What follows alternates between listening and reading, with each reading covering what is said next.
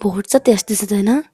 আল্লাহ, ঘর নাই, বাড়ি নাই। হেই আন্টি হরসফ, আপনি এই জায়গায় কাটছেন কেন?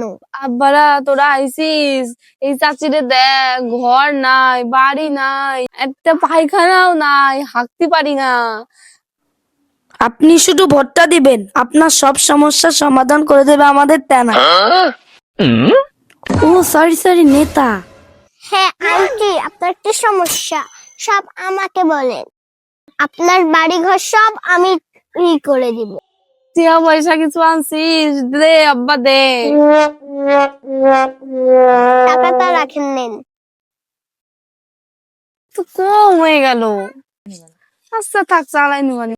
আব্বা তোরেই ভোট দেবো, আর কাউরে ভোট দেবো না। আল্লাহ, আব্বারে জিতাই দিও।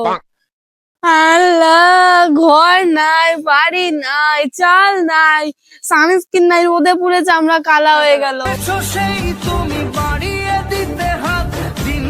চাচি, কি হয়েছে আপনার? আপনি কাঁদতেছেন কেন?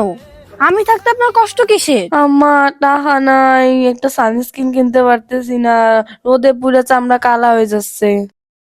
চাচি কোনো টেনশন নেই, আমাদের নেত্রী চলে এসেছে, আপনাকে ধ্বংস করে দেবে। টুকু সবকিছু ঠিক করে দেবে। টাকা আনছিস? দাও দাও দাও, চাচিকে টাকা দাও, টাকা দাও। চাচি এই নেন। কম হয়ে গেল না? আর করে দে।